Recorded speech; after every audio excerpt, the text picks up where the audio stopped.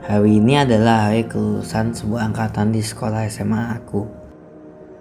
Setelah acara selesai, aku langsung pergi ke Bandara Soekarno-Hatta untuk langsung pergi ke Semarang bertemu nenek kakek dari tempat kampus aku.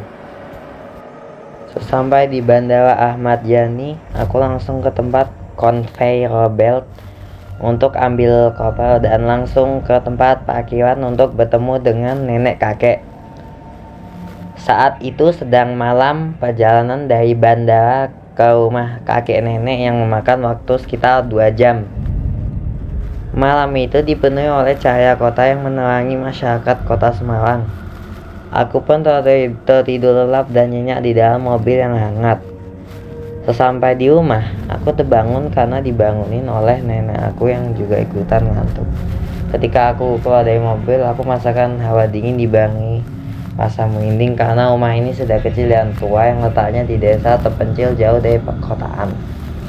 Aku pun diarahkan ke kamar di lantai 2. Nak, aku sama kakek tidur di kamar utama di bawah ya, ucap nenek sebelum meninggalkan kamarku. Aku pun tidur dengan lelap. Kemudian aku kebangun di jam 2 malam karena suara aneh dari dekat jendela. Pas aku buka tirai jendela, aku melihat ada api yang terbang dari atas langit jatuh ke kamarku dengan menembus plafon. Nenek, kakek, ucap aku sambil lari ke bawah. Aku melihat nenek aku masak gorengan di dapur. Nenek, tadi ada sesuatu yang jatuh dari atas plafon di kamarku, ucapku. Tapi si nenek tidak ngomong apa-apa dan tidak putar badan sama sekali. Tiba-tiba aku dapat notifikasi, yaitu sebuah pesan dari nenek. Nak, aku lupa ngasih tahu. Nenek sama kakek lagi acara pengajian di masjid. Tolong kunci pintunya ya, jangan biarkan seseorang masuk. Dah, terus yang sedang memasak gorengan siapa? Ucap hati aku sambil ketakutan. Kemudian si nenek matiin kompor dan ngambil sesuatu ke dalam panci yang penuh dengan minyak jelantah. Ternyata yang diambil itu terlihat seperti kepala kambing yang berwarna hitam. Kemudian si nenek balik badan melihat ke arahku dan wajah nenek tiba-tiba berubah menjadi keriput drastis dan tersenyum. Aku ketakutan dan kaget setengah mati. Ternyata aku bangun dari tempat tidurku dan itu hanyalah mimpi. Syukurlah, ucap aku walaupun masih kaget. Dan ternyata masih ada bolongnya sama persis di mimpiku. Aku melihat sekitar sebentar. Kemudian aku melihat jam menunjukkan pukul 7.00. Aku turun ke bawah dengan buru-buru. Nenek, kakek, sudah waktunya sarapan, ucap aku. Kakek lagi pergi sebentar nak, ucap nenek sambil masak telur ceplok.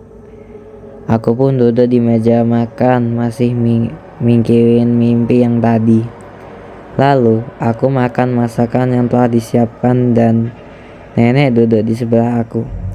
Nenek, di plafon kamar atasku bolong, aku perbaiki aja ya plafonnya, ucap aku. Jangan, nenek aja yang benerin, kamu tunggu di sini aja ya, ucap nenek sambil buru-buru ngambil tangga dan alat. Aku sedikit heran tetapi aku mengabaikannya. Aku kemudian keluar rumah untuk menghirup udara yang segar. Udah di kaki gunung yang begitu segar, ucap hati aku. Kemudian aku melihat ada gazebo yang besar yang setiap sudutnya ada tengkorak kepala kambing. Dan juga situ ada orang-orang yang sepertinya lagi rapat. Kemudian aku sembunyi ke semak-semak sambil mengintip. Terlihat seperti sedang memanggil nama Asmodeus. Aku balik ke rumah dengan rasa penasaran untuk mencari informasi tentang nama Asmodeus. Aku masuk ke kamarku dan melihat plafonnya sudah dibenarkan, tapi plafonnya masih ada bolongnya. Aku kemudian ambil tangga dan mencoba memperbaikinya. Ketika aku perbaiki, aku melihat seperti ada sesuatu, terlihat seperti loteng, dan juga seperti ada barang antik. Aku kemudian mencoba masuk ke lubang plafon. Terlihat ada banyak lilin. Aku melihat barang-barang yang emang kuno dan berdebu. Namun, terlihat ada meja di mana ada satu buku besar yang cover terlihat sangat kuno. Ketika buku buka, isinya tulisan bahasa asing dengan gambar makhluk aneh seperti hewan bertanduk dan bahkan iblis. Aku pun hewan dan tutup buku ini. Kemudian aku keluar dari loteng ini dan turun ke bawah. Aku melihat nenek sudah tidak ada di rumah. Aku keluar rumah dan banyak sekali orang yang berjubah merah dengan penutup kepala seperti patik, membawa senjata seperti pedang dan pecut, terlihat siap mengejar aku. Aku pun histeris dan panik kabur ke area belakang rumah. Aku melihat hutan lebat. Aku pun langsung berlari ke arahnya dengan secepat-cepatnya. Aku akhirnya sampai ke tempat yang seperti pos polisi. Aku langsung segera melaporkannya. "Nah, ada masalah apa ya? Kok kamu terlihat pucat gitu?" ucap polisi. "Tadi rame warga desa mengenakan baju merah dan berkostum membawa senjata tajam mengincar aku di desa dari arah hutan," ucap aku sambil ngos-ngosan. "Nah, emang ada warganya? Kan desa itu sudah lama tidak